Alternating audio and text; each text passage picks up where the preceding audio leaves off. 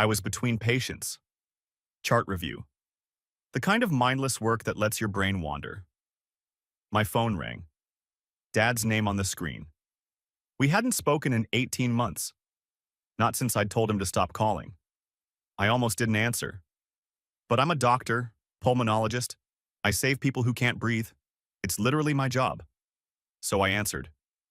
Ethan. His voice was wrong, strained, breathless. Chest. Chest pain. I recognized the symptoms immediately. Left-sided chest pain, shortness of breath, classic presentation. Call 911, I said calmly. I did. They're coming. But please. I need you. You need the ambulance. They'll be there in 6 to 8 minutes. Ethan, please, I'm scared. I think I'm dying.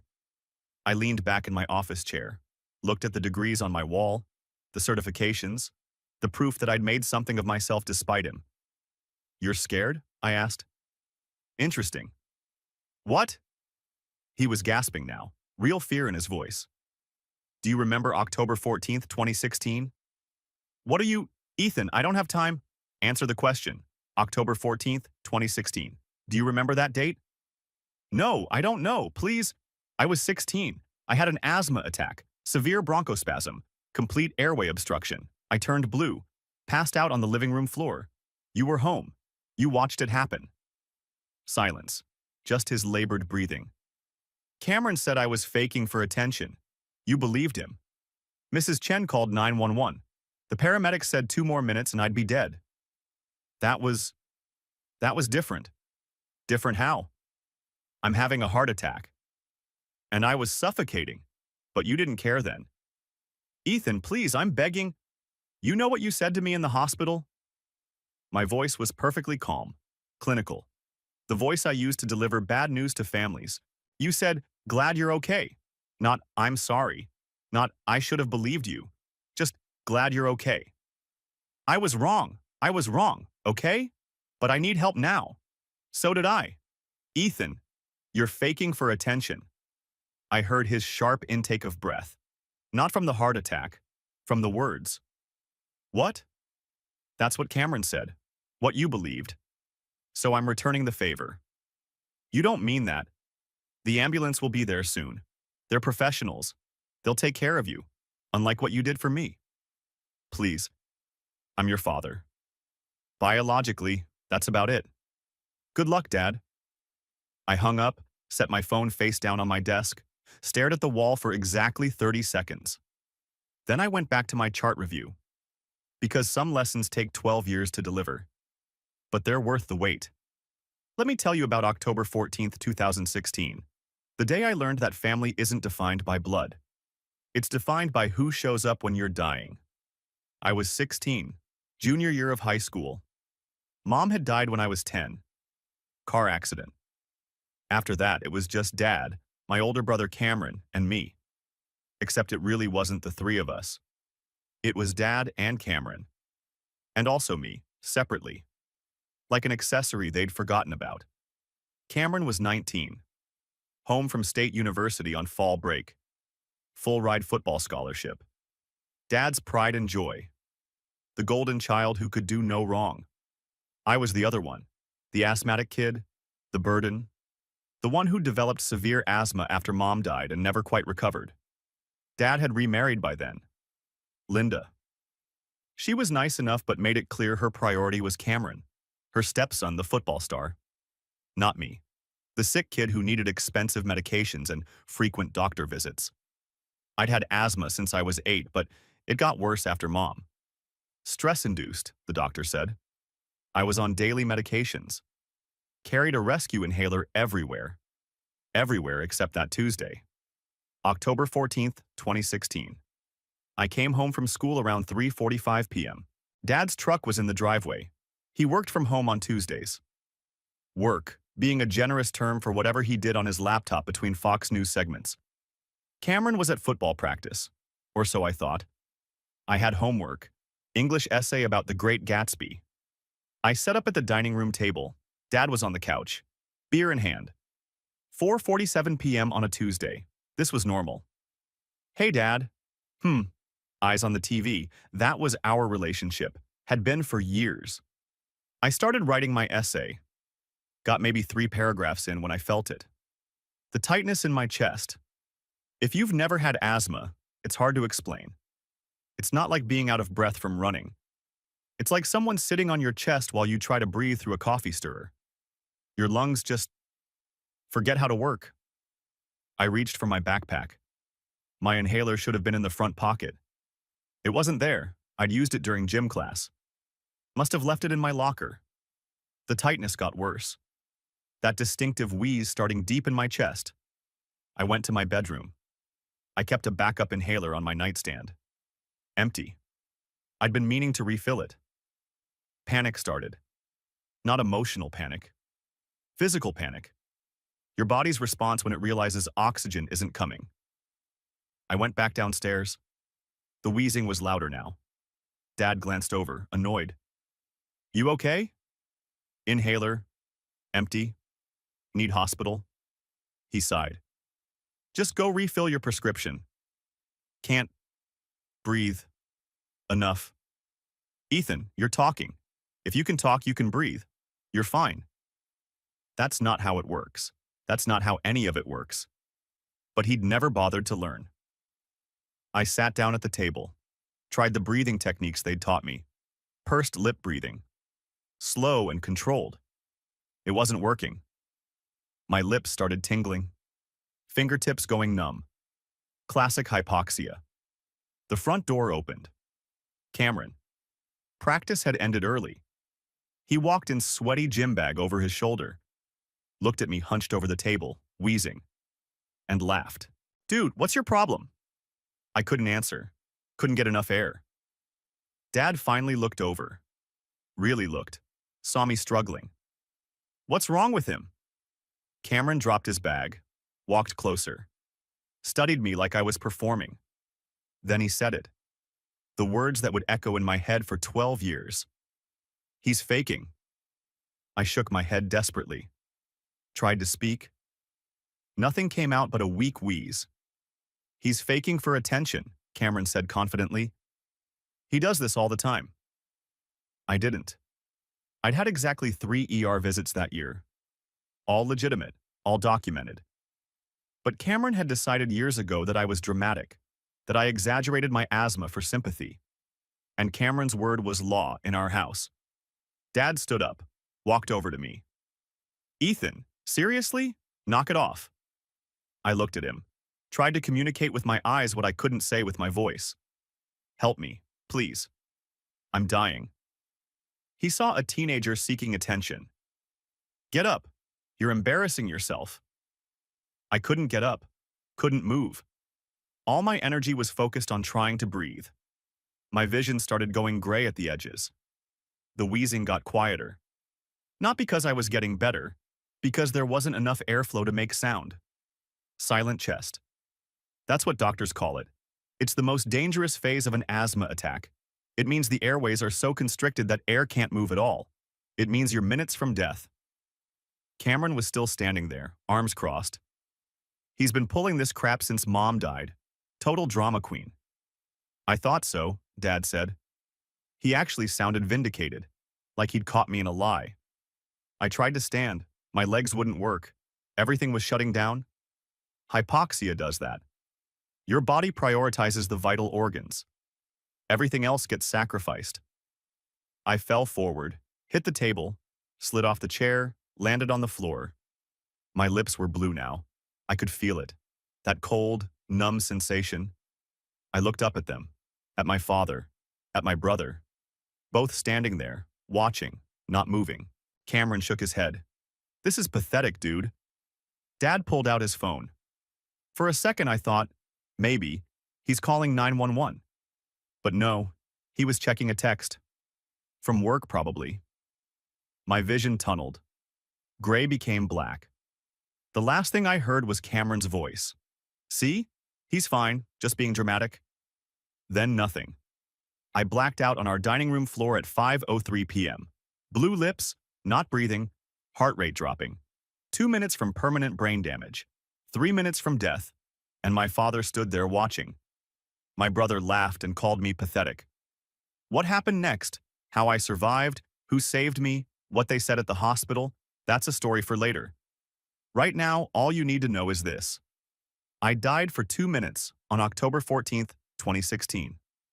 And when my father called 12 years later, gasping about chest pain, begging for help, I remembered every second of that day. And I gave him exactly what he'd given me.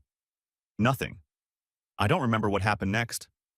The blackout, the rescue, the ambulance. I've pieced it together from what people told me later. But here's what I know. At 5:03 p.m., I stopped breathing on my dining room floor. At 5:04 p.m., Mrs. Chen saved my life.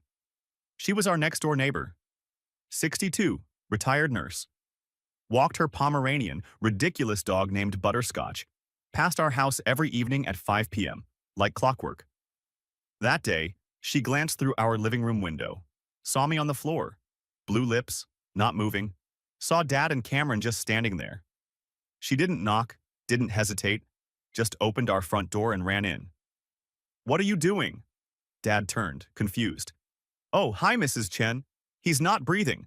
She dropped to her knees beside me, checked my pulse, my airway. "Call 911, now."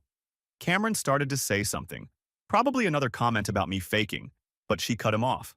"He is blue. Call 911 or I will." She pulled out her phone, called herself while Dad just stood there. 911, what's your emergency? 16-year-old male, severe asthma attack, unresponsive, cyanotic, not breathing. 447 Maple Street. Send ambulance now. She tilted my head back. Started rescue breathing. 1 breath. 2. 3.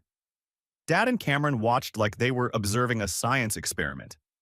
The ambulance arrived at 5:11 p.m., 8 minutes from when I'd collapsed. The paramedics told Mrs. Chen later that I'd stopped breathing completely around 5:09 p.m. 2 minutes without oxygen. 2 more minutes, and I'd have had permanent brain damage. 4 more minutes, and I'd be dead. They put an oxygen mask on me, bagged me manually, forcing air into my lungs with a hand pump. Started an IV, hit me with epinephrine, albuterol, steroids. My heart rate came back up around 5:14 p.m. I started breathing on my own at 5:16 p.m. I woke up in the ambulance, confused, terrified, oxygen mask covering half my face, a paramedic leaning over me. "Hey buddy, you're okay. Bad asthma attack. We're taking you to the hospital." I tried to talk. He stopped me. "Don't talk, just breathe. Nice and slow." I looked around. Mrs. Chen was there, sitting beside me, holding my hand. "Your dad's following in his truck," she said gently. Even through the fog and fear, I noticed. He didn't ride with me, even after I'd stopped breathing, even after I'd nearly died. He couldn't be bothered to ride in the ambulance with his dying son. They admitted me to ICU, severe asthma exacerbation with respiratory failure. That's what the chart said. I was on high-flow oxygen, IV steroids, breathing treatments every 2 hours. The pulmonologist came to see me the next morning. Dr. Sarah Kim. I still remember her name. "You're very lucky," she said, pulling up a chair. "Another 2 minutes and we'd be having a very different conversation." "What kind of conversation?" "The kind about brain damage. Or worse." She looked at my chart. "Your father was home when this started?" "Yeah." "And he didn't call 911? I didn't answer, still trying to protect him somehow. "Ethan." Her voice was firm but kind. "You have severe persistent asthma. Do you understand what that means?" "It's bad?" "It means every attack is potentially fatal. You can't take this lightly, and neither can your family." She wrote something in my chart. Long note. I found out later she'd documented everything. Flagged it as a potential safety concern. Put it in the system. Dad showed up that afternoon.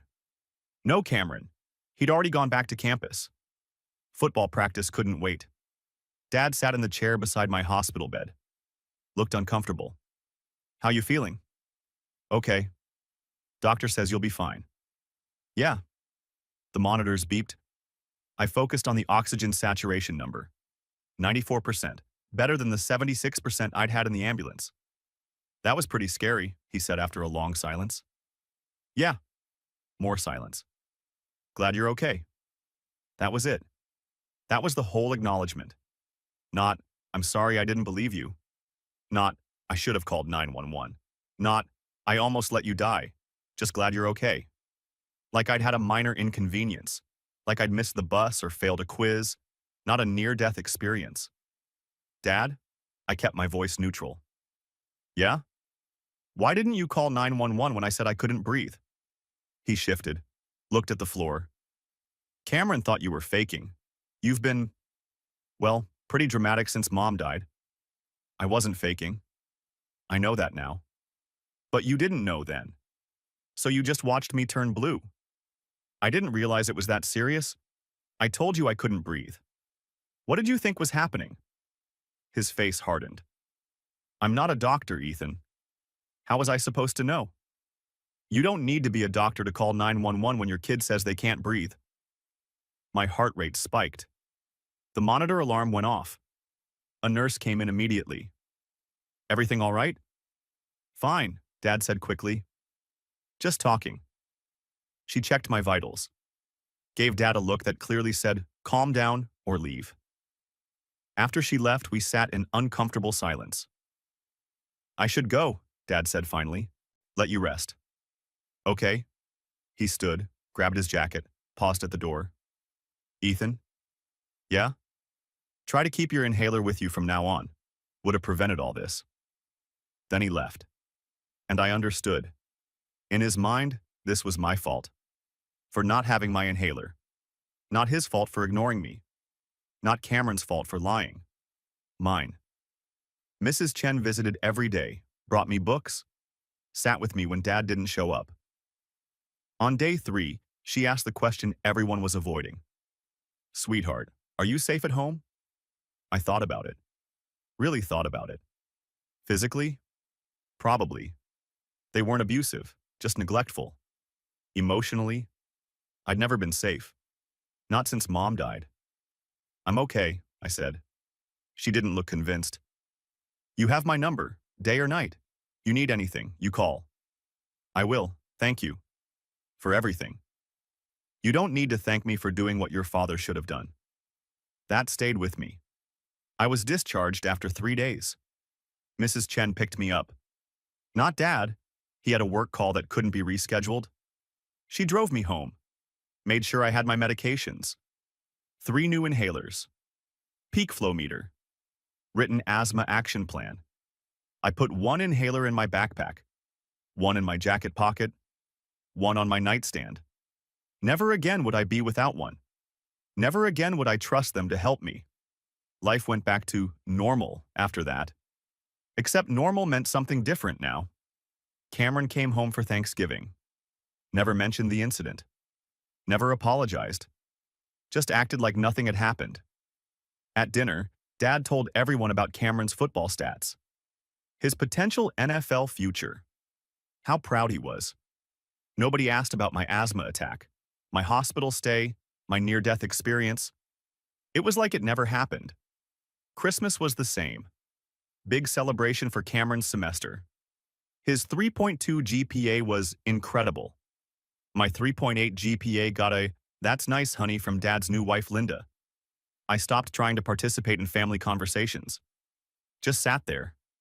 Ate. Left. Nobody noticed. I graduated high school in June 2017. No party, no celebration. Cameron had graduated college that same month. Full family trip to state, hotel rooms, dinner, photos. For my graduation, Dad showed up to the ceremony, took 1 photo, left before the reception. Congrats, kiddo. Proud of you. Gotta get back for a work thing. There was no work thing. He just didn't want to be there. I'd gotten into a decent state school, not Ivy League, not prestigious, but good. And I'd gotten some financial aid. Dad's contribution to my college fund, $0. You'll figure it out, he said. You're smart. Cameron needed the help more with football and all.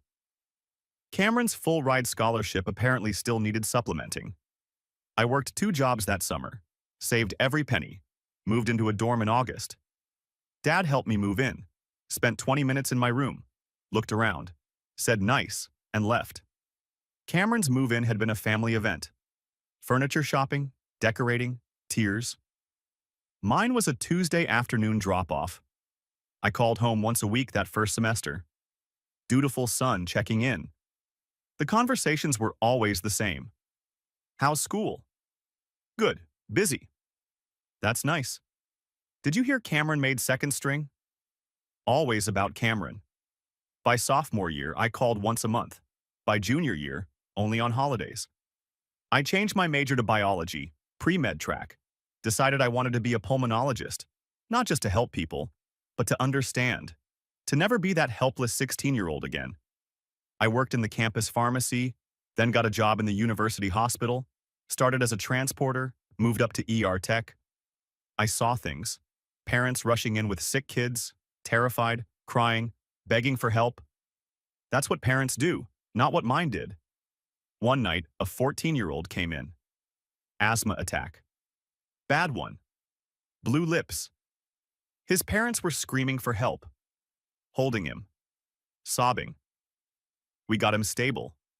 Albuterol. Oxygen. Steroids.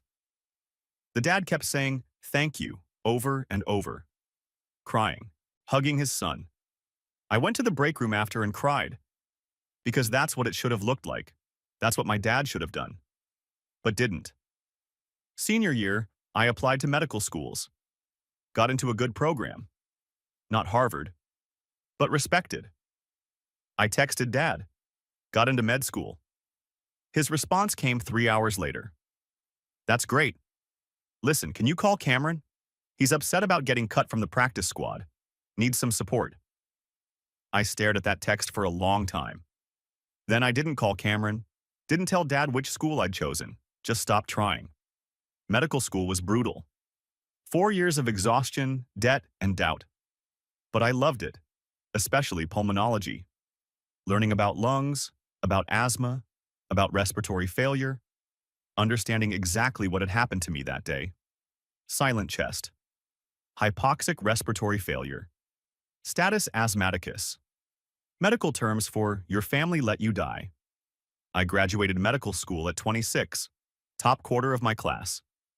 Dad didn't come to the ceremony. Cameron had a big game that weekend.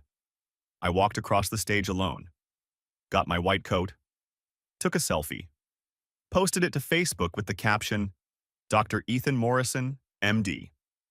Got 200 likes from people who weren't my immediate family. Dad commented 3 days later, "Proud of you, son." I didn't respond. I started my residency at a major hospital. Pulmonology and critical care. Long hours. Brutal schedule. But I was saving lives. Kids with asthma. Adults with COPD. People who couldn't breathe. I gave them what I'd needed. Immediate help. Belief. Care. By age 28, I was finishing residency. Had a job offer lined up. $280,000 salary. Major hospital. My own practice. I bought a house. Small. Comfortable. Mine. Dad found out through Facebook. A cousin had tagged me in a congratulations post. He called. First time in 6 months. You bought a house? Why didn't you tell me? Why would I? Because I'm your father. Are you? Silence. What's that supposed to mean? It means you haven't acted like a father in 12 years. Not since October 14th, 2016. Jesus, Ethan. Are you still hung up on that? Hung up? I nearly died. You watched me die. And you never apologized. I said I was glad you were okay. That's not an apology. What do you want me to say? Nothing. I don't want anything from you anymore. I hung up, blocked his number, changed mine a month later. That was 18 months ago. 18 months of silence, of building a life, of saving people who actually wanted to be saved. And then he called. From a different number I didn't have blocked. Heart attack, chest pain, begging for help. And I gave him the same thing he'd given 16-year-old me. Nothing. The same nothing he'd given when I turned blue and stopped breathing. The same nothing he'd given for 12 years of birthdays, graduations, achievements. Nothing. And you know what? It felt fair. Finally, completely fair. My phone started ringing 30 minutes after I hung up on Dad. Cameron. I let it go to voicemail. He called again. And again. 5 times in 10 minutes. Finally, I answered. What the heck is wrong with you? Hi, Cameron. Dad's in the hospital. Heart attack. They said you hung up on him. I did. He could have died. I let that hang in the air for a moment. The irony was too perfect. So could I. October 14th, 2016. What? What are you talking about? My asthma attack. The one where I stopped breathing. Where you told Dad I was faking for attention. Silence. Then, that was 12 years ago.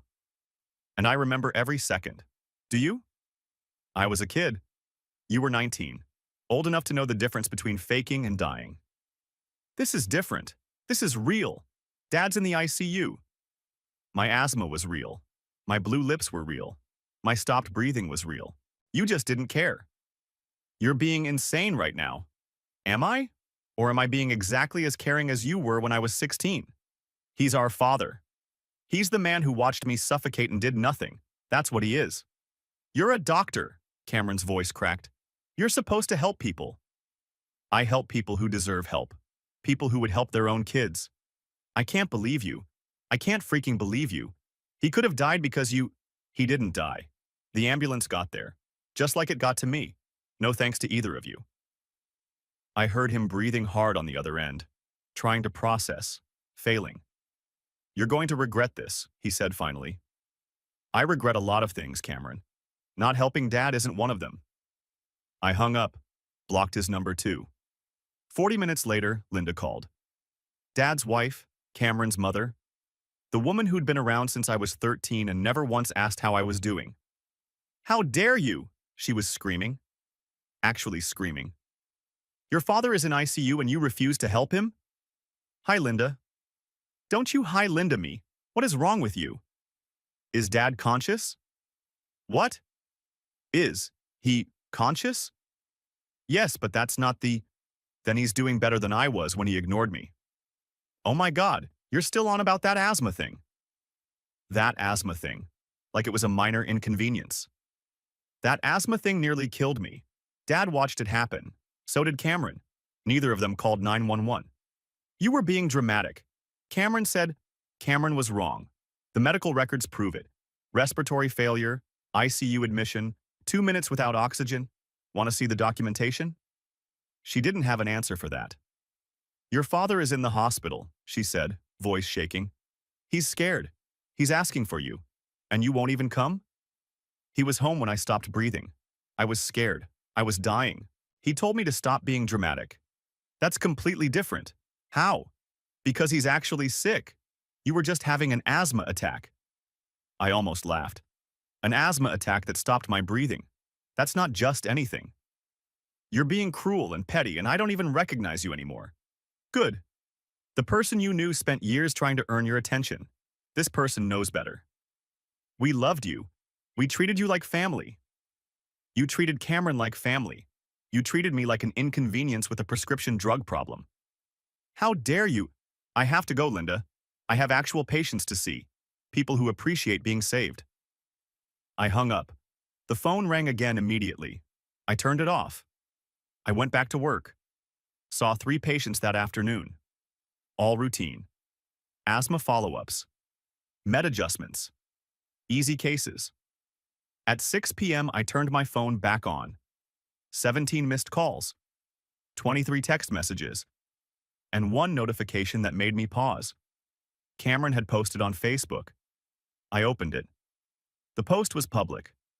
Posted 2 hours ago. Already had 43 comments. My brother Ethan is a doctor. Today our father had a heart attack. Ethan refused to help. Hung up on him. Wouldn't even come to the hospital. What kind of doctor does that? What kind of person does that? I stared at the screen. He'd actually done it. Put me on blast publicly. The comments were rolling in. That's horrible. Doctors take an oath. Your poor father. What's wrong with your brother? Then I scrolled down. Someone I didn't recognize had commented, maybe ask Cameron why his brother won't help. Cameron had replied, there is no excuse for this. The stranger responded, "Really? Want to tell everyone what happened on October 14th, 2016? I looked at the profile. Rachel Chen, Mrs. Chen's granddaughter. We'd been friends in high school. She'd posted a follow-up comment. Since Cameron won't tell you, when Ethan was 16, he had a severe asthma attack. Stopped breathing, turned blue. Their dad was home.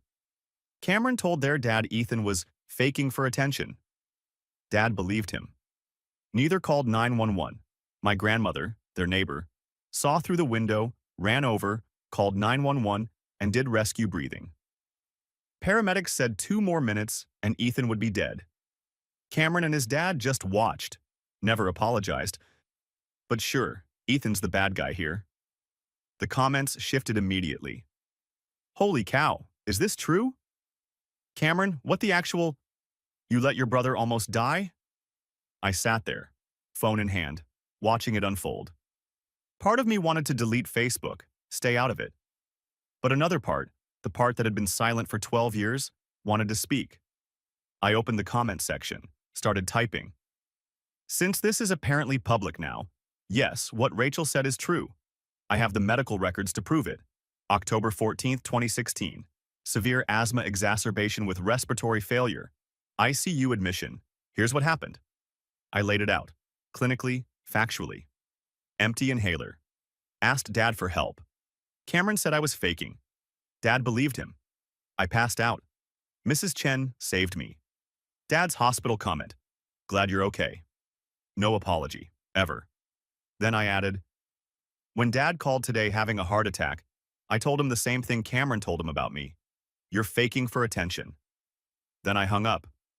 The ambulance got there. He's fine, just like I was fine. No thanks to either of them. I posted it. Then I did something I'd been keeping for 12 years. I uploaded a photo, the discharge papers from 2016, with the diagnosis, the severity markers, the documentation, and a photo of the 3 inhalers they'd sent me home with, the ones I still kept in a drawer. Captioned, evidence. The post exploded. Within an hour, it had 200 comments, then 500. Then someone shared it, then someone else. By 8 p.m., it had been shared 300 times. The comments were overwhelmingly on my side. Holy cow, your family is toxic. Cameron, you should be ashamed. This is horrifying. Ethan, you did the right thing. Family isn't an excuse for abuse. But some defended them. Family forgives. 2 wrongs don't make a right. You're a doctor, you should help regardless. I responded to 1. I help people every day. People who would help their own children. People who call 911 when someone says they can't breathe. People who apologize when they're wrong. My father is none of those things. Cameron tried to delete his original post. Too late. Screenshots everywhere. He posted again. This is a private family matter. Ethan is twisting things. Our dad made a mistake 12 years ago. He's sorry. Stop attacking our family. I commented. He's never apologized. Not once. Not in 12 years. He blamed me for not having my inhaler. But sure, he's sorry now that he needs something. Rachel commented again. I was there at the hospital. I visited Ethan every day. Your dad came once. You didn't come at all. You were too busy with football. Don't rewrite history. The family group chat, the one I'd muted years ago, was losing its mind. Aunt Marie. What is happening? Uncle Tom. Ethan, is this true? Cousin Jessica. I had no idea. Dad's sister sent me a private message. Ethan, I'm so sorry. We didn't know. Your father told us you were fine, that it was just a minor attack. We had no idea you almost died. I responded, because nobody asked. Nobody checked. Everyone just believed Dad. By 10 p.m., Cameron had deleted all his posts, but the damage was done. The screenshots were everywhere. Someone had even made it into a Reddit thread. My phone wouldn't stop buzzing. Texts from relatives I hadn't spoken to in years. Is this real? Did your dad really let you stop breathing? Why didn't you tell anyone? I turned off my phone again, sat in my quiet house, alone, and felt nothing. Not satisfaction, not anger, not vindication, just exhaustion. The truth was out there now, after 12 years. But it didn't change anything. Dad was still in the hospital. Still alive. Still hadn't apologized. Cameron was still making excuses. Still defending him. And I was still the son who'd been told he was faking while he died. The next morning, I got an email. From a lawyer. Subject: defamation concern. I opened it. It was from Dad's attorney, threatening legal action for public defamation and intentional infliction of emotional distress. I forwarded it to my own lawyer, a friend from med school who specialized in medical malpractice. She called me 20 minutes later. "Ethan, this is bullshit. You posted medical facts. You have documentation. This isn't defamation, it's truth. Do you want me to respond?" "Yeah. Tell them I have 12 years of medical records, hospital documentation, witness testimony from Mrs. Chen, and I'm happy to make all of it public if they want to pursue this." "You got it." She sent a response that afternoon. I never heard from Dad's lawyer again. But I did hear from someone unexpected. Dr. Sarah Kim, the pulmonologist who'd treated me 12 years ago. She sent a LinkedIn message. "Ethan, I saw the posts circulating. I still have your medical records from 2016. If you need them for anything, let me know. What happened to you was neglect. Borderline criminal. I documented it at the time. I'm so sorry your family failed you.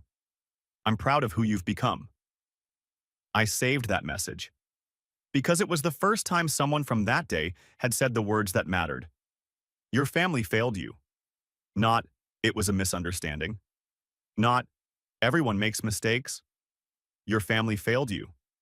And they did.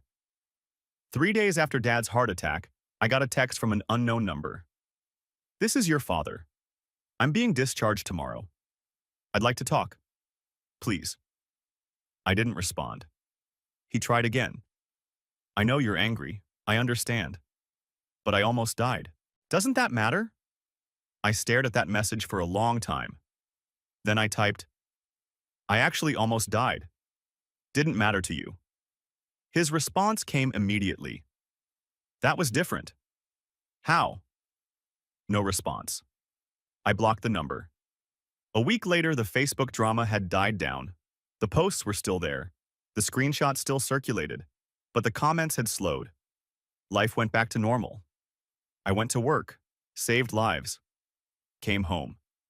And when my phone rang with unknown numbers, I didn't answer. Because some bridges don't need rebuilding, some distances are healthy, and some apologies come too late, even when they finally come at all. 6 months after Dad's heart attack, I ran into him at the grocery store, produce section. I was picking out apples, turned the corner. There he was. Older, grayer, thinner. The heart attack had aged him. We both froze. "Ethan." "Dad." Silence. Shoppers moving around us. Muzak playing overhead. Normal Tuesday afternoon. Nothing about this was normal. "How are you?" he asked. "Fine. I've been trying to reach you." "I know." More silence. He looked at my cart. Vegetables. Meal prep containers. The organized life of someone who has their shit together. "You look good," he said. "Thanks." "Work going well?" "Yeah." This was excruciating. Small talk with a stranger who happened to share my DNA. "Ethan, can we talk? Really talk?" "We are talking." "You know what I mean." I looked at him. Really looked. Saw the desperation. The hope that maybe, somehow, I'd forgive everything. "What do you want to say, Dad?" "I'm sorry. For that day. For not believing you. For all of it." "Okay." He blinked. "Okay. I accept your apology." Relief flooded his face. "So we can—" "I accept your apology. That doesn't mean I forgive you." The relief died. "What's the difference?" "Apology is you feeling better. Forgiveness is me letting you back in." "Not happening." "Ethan, I almost died."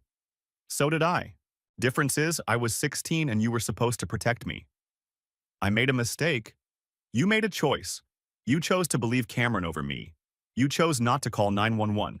You chose to blame me for not having my inhaler instead of apologizing for watching me suffocate. A woman with a shopping cart squeezed past us. We stepped aside. I can't change the past, Dad said quietly. No, you can't. So what? We just never talk again? Maybe. I don't know. But right now? Yeah, that's where we are. I'm your father.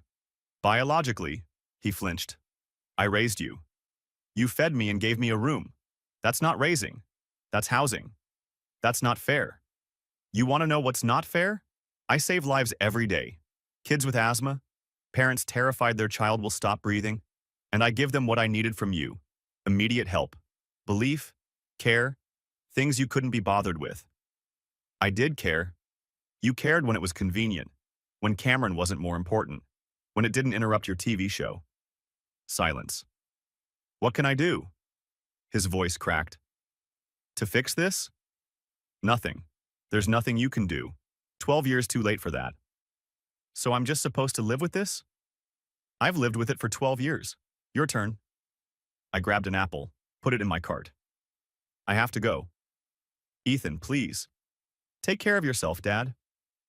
I walked away. He didn't follow. 1 year after the heart attack, I got an email. Subject: please read. From Dad. I almost deleted it. But curiosity won. Ethan, I know I don't deserve your time. I know I have no right to ask for anything.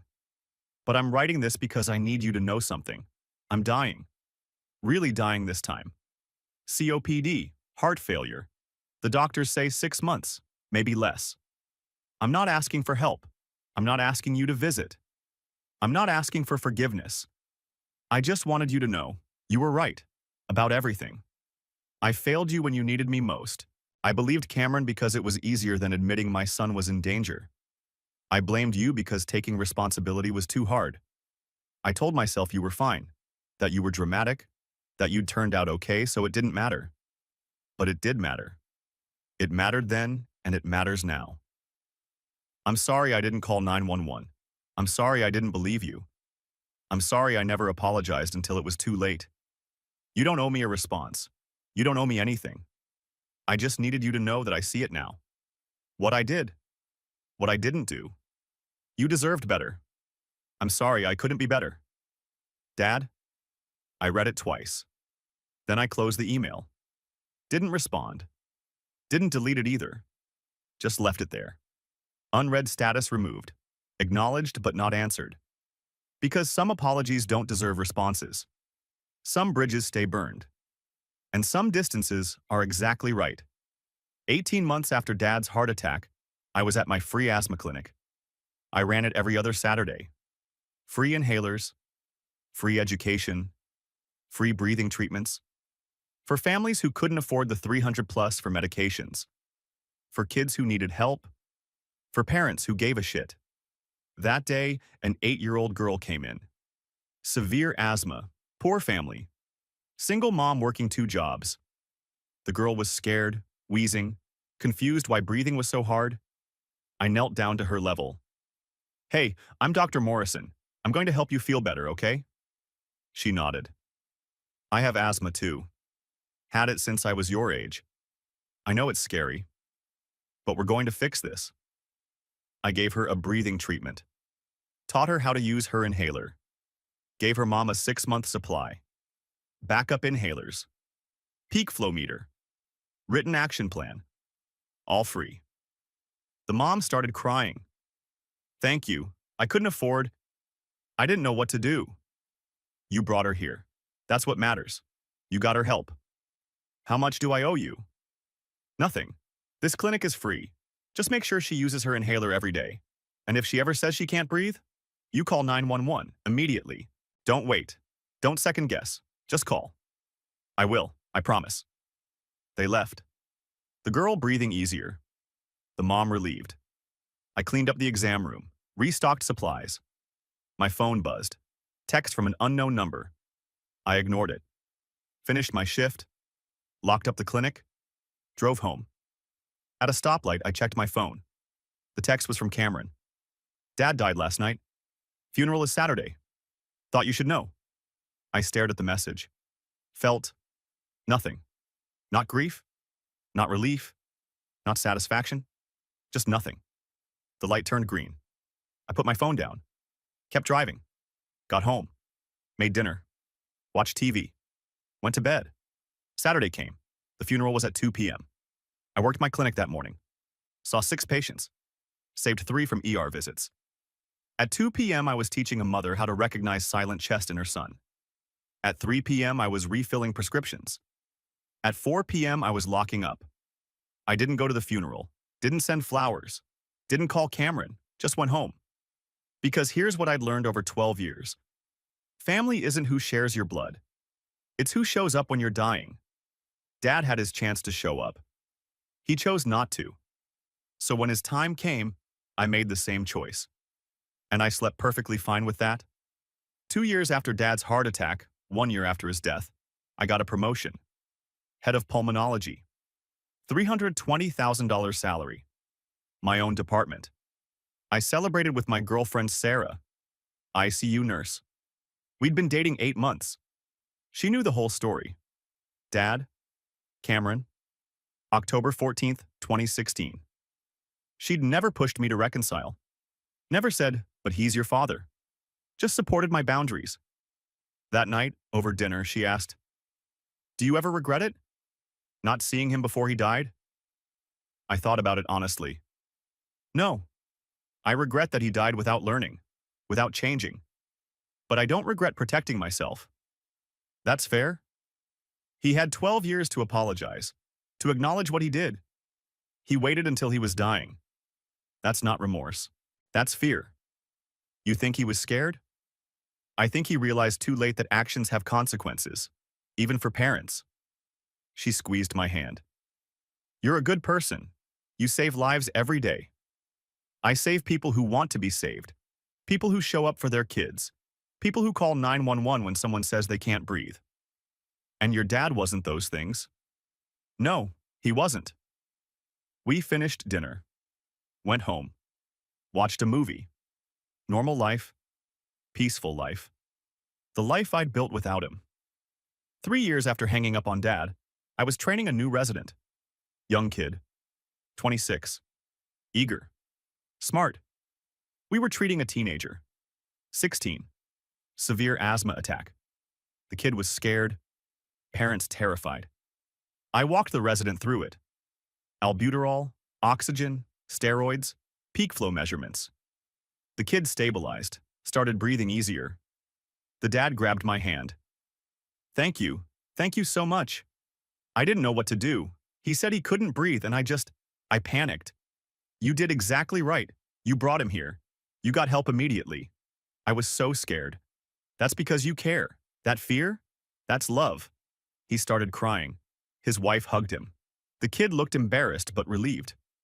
After they left, the resident asked, "You're really good with families. How'd you learn that?" "Experience," I said. "I know what it's like to be that 16-year-old who can't breathe." "Yeah?" "Yeah. Bad asthma attack when I was his age. Nearly died. Scary." It was. But I learned something important. What? The difference between parents who show up and parents who don't. He nodded. Didn't ask for details. Just understood. We moved on to the next patient. That night, I went home to my house. Small, comfortable, peaceful. On my wall, my medical degree, my board certifications, photos with Sarah, no photos of Dad, no photos with Cameron, just me, my achievements, my life. I made dinner, called Sarah, told her about my day, saved 3 kids from intubation today. That's amazing. Just doing my job. You're good at your job. I had good motivation, wanted to make sure no 16-year-old ever feels what I felt. Mission accomplished. We talked for an hour, made plans for the weekend, hung up. I sat on my couch. Quiet house. Calm mind. My phone didn't ring with family drama. No guilt texts, no manipulation, no demands. Just peace. The peace that comes from knowing your worth. From setting boundaries. From understanding that some people don't deserve access to your life, even when they're dying. especially when they're dying. Because the time to show up isn't when you're scared. It's when someone else is. Dad had his chance on October 14th, 2016. He chose not to take it. So when he called 12 years later, gasping for help, begging for mercy, I gave him exactly what he'd given me. Nothing. And I'd do it again. Every single time. Because some lessons are worth 12 years. And some people learn too late that indifference, like asthma, can be fatal. The difference? Asthma can be treated. Indifference can't. And I'm finally, completely, perfectly okay with that.